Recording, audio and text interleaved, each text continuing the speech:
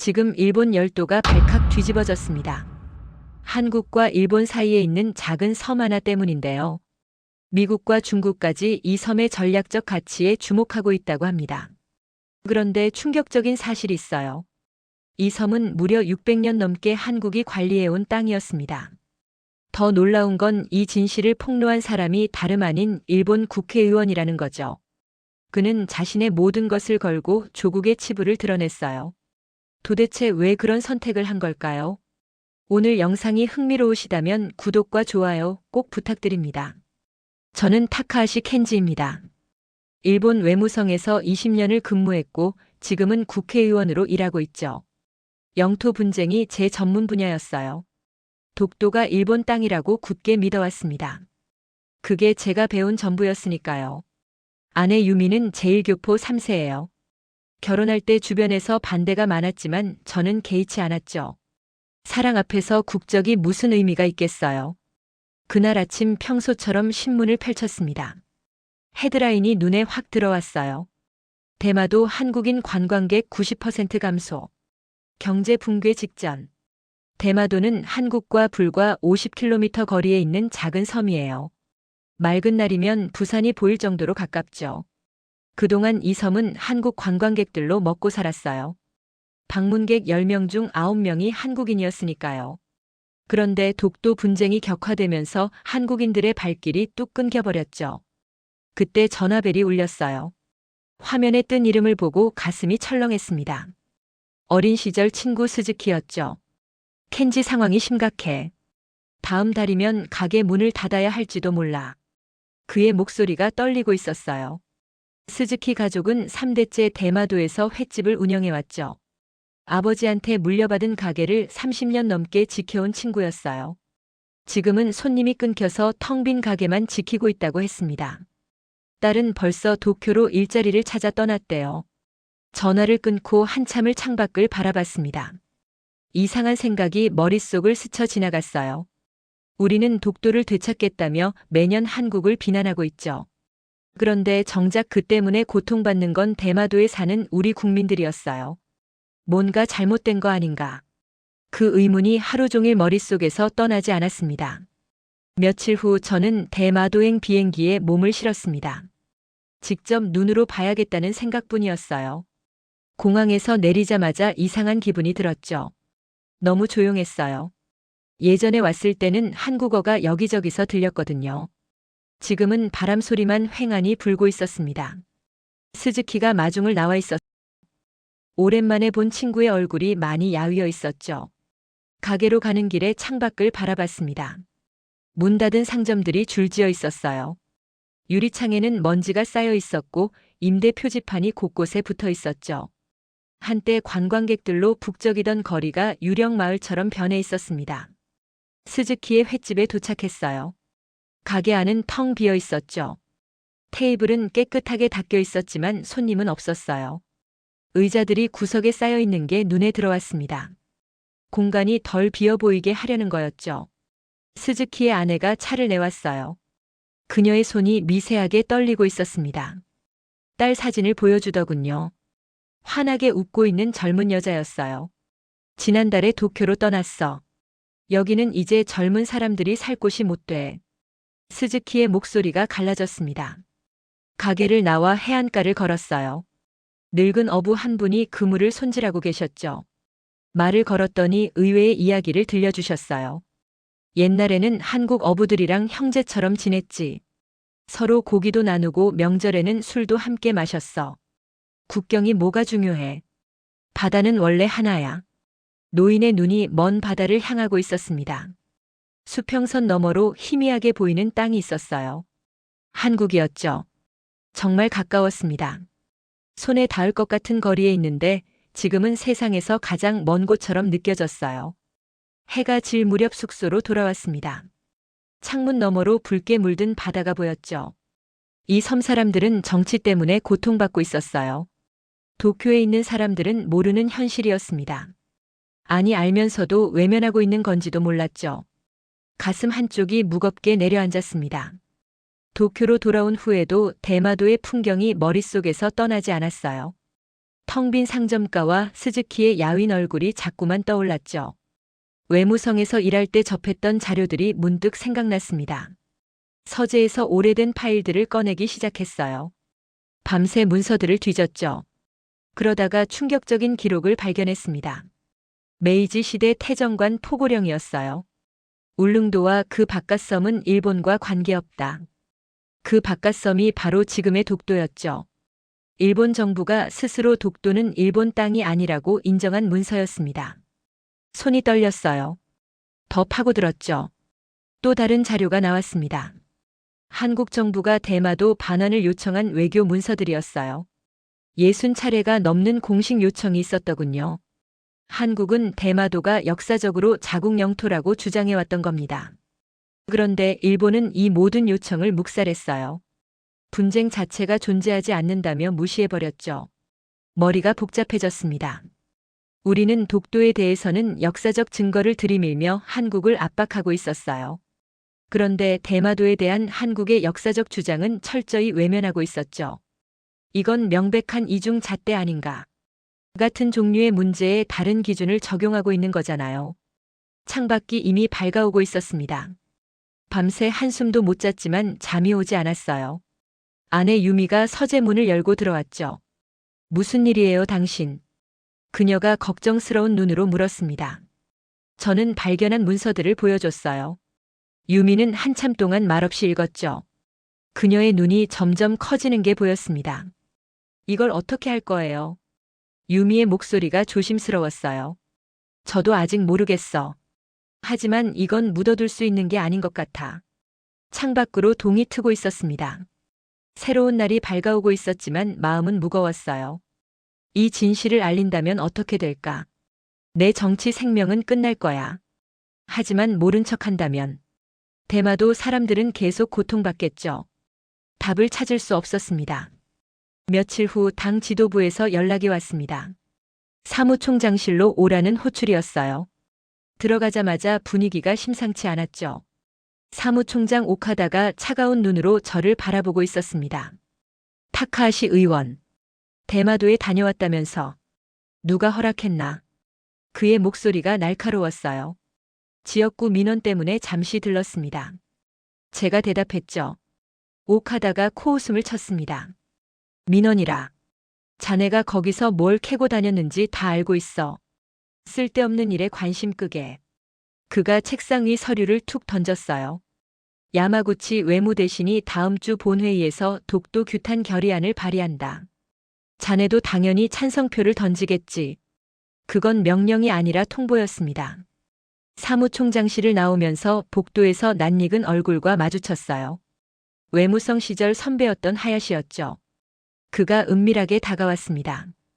켄지 요즘 이상한 짓 하고 다닌다며. 조심해. 윗선에서 자네 동향을 예의주시하고 있어. 하야시가 주변을 살피며 속삭였어요. 잘하면 유럽 대사 자리도 노려볼 수 있어. 괜히 긁어부스럼 만들지 마. 그가 제 어깨를 툭 치고 지나갔습니다. 유럽 대사라. 입막음용 뇌물이라는 걸 모를 리 없었어요. 집에 돌아오니 유미가 저녁을 차려놓고 기다리고 있었습니다. 밥을 먹는 내내 말이 없었죠. 유미가 먼저 입을 열었어요. 당신 요즘 무슨 일 있어요? 얼굴이 많이 안 좋아 보여요. 저는 오늘 있었던 일을 털어놓았습니다. 유미의 표정이 점점 어두워졌어요. 당신이 옳은 일을 하길 바라요. 하지만 솔직히 무서워요. 우리 가족에게 무슨 일이 생기면 어떡해요? 그녀의 눈에 눈물이 고였습니다. 저도 무서웠어요. 하지만 대마도에서 본 사람들의 얼굴이 자꾸 떠올랐죠. 그날 밤 잠을 이룰 수가 없었습니다. 본회의가 일주일 앞으로 다가왔습니다. 야마구치 외무대신의 독도 규탄 결의안이 상정될 예정이었죠. 저는 매일 밤 서재에 틀어박혀 자료를 정리했어요. 태정관 포고령부터 한국의 대마도 반환 요청 문서까지 이중잣대를 증명할 수 있는 모든 것을 모았습니다. 어느 날 저녁 뜻밖의 손님이 찾아왔어요. 현관문을 열자 하야시 선배가 서 있었죠. 그의 손에는 고급 양주가 들려 있었습니다. 오랜만에 한잔하자고 해서 좋았어. 그가 억지 웃음을 지으며 말했어요. 거실에 마주 앉았습니다. 하야시가 술을 따르며 본론을 꺼냈죠. 켄지 좋은 소식이 있어. 총리실에서 자네를 점 찍었대. 제네바 주재 대사 자리야. 그의 눈이 저를 살피고 있었어요. 조건이 뭡니까? 제가 물었죠.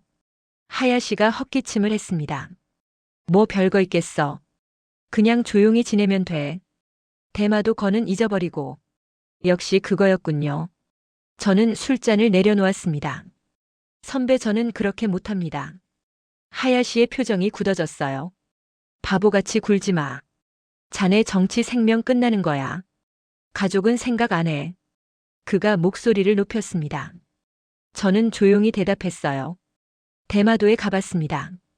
거기 사람들이 어떻게 살고 있는지 아세요? 가게는 문을 닫고 젊은이들은 떠나고 있어요. 우리가 독도 독도 외치는 동안 우리 국민들이 죽어가고 있습니다. 하야시가 한숨을 내쉬었어요. 그건 정치야. 어쩔 수 없는 거라고. 그가 일어서며 말했죠. 마지막으로 말하는데 다시 한번 생각해. 문이 닫히고 저는 혼자 남았습니다. 유미가 방에서 나왔어요. 그녀가 조용히 제 손을 잡았죠. 당신이 결정한 대로 하세요. 저는 당신 편이에요. 그날 밤 저는 연설문을 쓰기 시작했습니다. 누군가는 말해야 한다. 그게 나라면 기꺼이. 펜을 쥔 손에 힘이 들어갔어요. 본회의장이 오늘따라 유난히 크게 느껴졌습니다. 모든 좌석이 가득 차 있었어요. 카메라 플래시가 쉴 새 없이 터지고 있었죠. 기자들이 펜을 든 채 앞으로 몸을 기울이고 있었습니다. 저는 우리 당 구역 맨 끝에 앉아 있었어요. 양옆 자리가 비어 있었죠. 평소에는 동료들이 나란히 앉았는데 오늘은 아무도 제 곁에 오지 않았습니다. 이미 소문이 퍼진 거였어요. 야마구치 외무대신이 연단으로 걸어갔습니다. 그녀는 완벽하게 차려입고 자신감 넘치는 표정이었죠. 다케시마에 대한 한국의 불법 점거는 명백한 국제법 위반입니다. 그녀의 목소리가 의사당에 울려 퍼졌어요. 우리는 역사적으로나 법적으로 정당한 권리를 주장하는 것입니다. 박수가 터져 나왔습니다. 저는 가슴이 쿵쿵거리는 것을 느꼈어요. 주머니 속 연설문을 만지작거렸죠. 야마구치 대신이 연설을 마쳤습니다. 질문 있으십니까? 의장이 물었어요. 미리 정해진 의원들이 차례로 손을 들었죠. 모두 준비된 질문들이었습니다. 야마구치 대신이 여유롭게 답변하고 있었어요. 지금이었습니다. 사실 확인 요청합니다. 제 목소리가 의사당에 울렸어요. 의장이 놀란 표정을 지었죠. 당 지도부 쪽을 흘끔 쳐다보더니 마지못해 고개를 끄덕였습니다. 저는 천천히 일어섰어요. 야마구치 대신은 독도가 역사적 법적으로 일본 땅이라고 주장합니다. 그런데 대마도에 대한 한국의 역사적 주장은 왜 무시합니까? 의사당이 술렁였습니다. 우리 정부는 한국의 대마도 반환 요청을 수십 차례 묵살했습니다. 분쟁 자체가 없다며 외면했죠. 이것이 이중잣대 아닙니까? 야마구치 대신의 얼굴이 붉어졌어요. 그녀의 목소리가 날카롭게 올라갔죠. 대마도와 다케시마는 완전히 다른 문제입니다. 그렇다면 마지막으로 묻겠습니다. 저는 물러서지 않았어요. 바위섬 하나가 대마도 주민들의 살보다 중요합니까? 야마구치 대신이 마이크를 내리쳤습니다. 굉음과 함께 마이크가 쓰러졌어요. 그녀는 떨리는 손으로 서류를 집어들고 의사당을 나가버렸습니다. 다음 날 아침 모든 신문이 저를 다루고 있었습니다. 배신자, 매국노. 제 이름 앞에 붙은 수식어들이었어요. 당에서는 즉각 성명을 냈죠. 타카하시 켄지 의원의 발언은 개인적 견해이며 당의 입장과 무관합니다. 모든 직책에서 해임되었어요. 다음 선거 공천도 불가 통보를 받았죠. 사무실로 출근하니 제 짐이 복도에 나와 있었습니다. 동료들은 눈을 마주치지 않았어요. 마치 제가 투명인간이 된 것 같았죠. 그날 저녁 집 앞에 기자들이 몰려들었습니다. 유미가 커튼을 닫으며 한숨을 쉬었어요. 괜찮아요, 당신. 그녀가 물었죠. 저는 고개를 끄덕였습니다. 각오했던 일이야. 그런데 이상한 일이 벌어지기 시작했어요. SNS에서 저를 지지하는 목소리가 나타났죠. 처음에는 소수였습니다. 하지만 점점 불어나기 시작했어요. 타카하시 의원 말이 맞다. 왜 우리는 이중잣대를 쓰고 있는가? 일본 국민들 사이에서 토론이 시작된 거였습니다. 더 놀라운 건 한국에서의 반응이었어요. 한국 언론이 저를 조명하기 시작했죠. 양심 있는 일본 정치인. 용기 있는 발언. 양국에서 동시에 화제가 되고 있었습니다. 대마도에서 편지가 쏟아지기 시작했어요. 스즈키가 대표로 보낸 편지를 읽었죠. 켄지 고맙다. 여기 사람들 모두 당신 편이야. 처음으로 누군가 우리 이야기를 해줬어. 눈물이 났습니다. 야당 의원 몇몇이 조심스럽게 연락을 해왔어요. 한번 만나자는 거였죠. 그들도 비슷한 문제의식을 갖고 있었던 겁니다. 다만 말할 용기가 없었을 뿐이었어요. 언론이 대마도 경제 위기를 본격적으로 보도하기 시작했습니다. 정치인들의 공방이 아니라 실제 주민들의 삶에 초점을 맞춘 기사들이었죠. 여론이 조금씩 움직이고 있었어요. 저는 정치적으로는 끝났지만 뭔가 다른 것이 시작되고 있었습니다. 그로부터 석 달이 흘렀습니다. 저는 다시 대마도 땅을 밟았어요. 겨울바람이 차가웠지만 마음은 따뜻했죠. 항구에 내리자마자 달라진 풍경이 눈에 들어왔습니다. 망치 소리와 톱질 소리가 여기저기서 들려왔어요. 오랫동안 닫혀있던 가게들이 수리되고 있었죠. 새 간판들이 걸리고 있었습니다. 거리에 사람들이 돌아오고 있었어요. 스즈키가 항구에서 저를 기다리고 있었습니다. 그의 얼굴이 예전보다 훨씬 밝아져 있었어요. 켄지 와줘서 고마워. 그가 저를 꼭 끌어안았죠. 횟집으로 가는 길에 스즈키가 말했습니다. 관광객들이 다시 오기 시작했어. 한국에서 당신 이야기 듣고 온 사람들도 많대. 가게 앞에 도착하니 손님들이 보였어요. 창문 너머로 웃음소리가 들렸습니다. 한국어와 일본어가 섞여 있었죠. 더 반가운 소식이 있었어요. 딸이 다음 달에 돌아온대. 여기서 같이 가게 운영하자고 했어. 스즈키의 눈에 눈물이 고였습니다. 저녁에 해안가를 걸었어요. 멀리 한국의 불빛이 반짝이고 있었죠. 여전히 손에 닿을 듯 가까웠습니다. 정치인들의 입장은 변하지 않았어요. 영토 분쟁은 여전히 해결되지 않았죠. 하지만 뭔가 달라지고 있었습니다. 민간에서 교류가 다시 시작된 거였어요. 사람들이 서로를 다시 찾기 시작한 거죠. 저는 정치적으로 모든 것을 잃었습니다. 의원직도 곧 끝날 거예요. 하지만 후회하지 않았어요. 대마도 사람들의 웃음을 되찾아줬으니까요. 벽이 있던 곳에 작은 다리를 놓았으니까요. 유미에게 전화했습니다. 여보, 여기 정말 좋아졌어. 다음에는 같이 오자. 그녀의 웃음소리가 전화기 너머로 들려왔어요. 당신 잘했어요. 저도 그렇게 생각해요. 바다 위로 별이 쏟아지고 있었습니다. 영토의 경계는 여전히 그어져 있었지만 사람들의 마음은 연결되고 있었어요. 그것이 제가 찾은 답이었습니다. 오늘 준비한 이야기는 여기까지입니다. 영상이 유익하셨다면 좋아요와 구독 부탁드려요. 더 좋은 이야기로 찾아뵙겠습니다.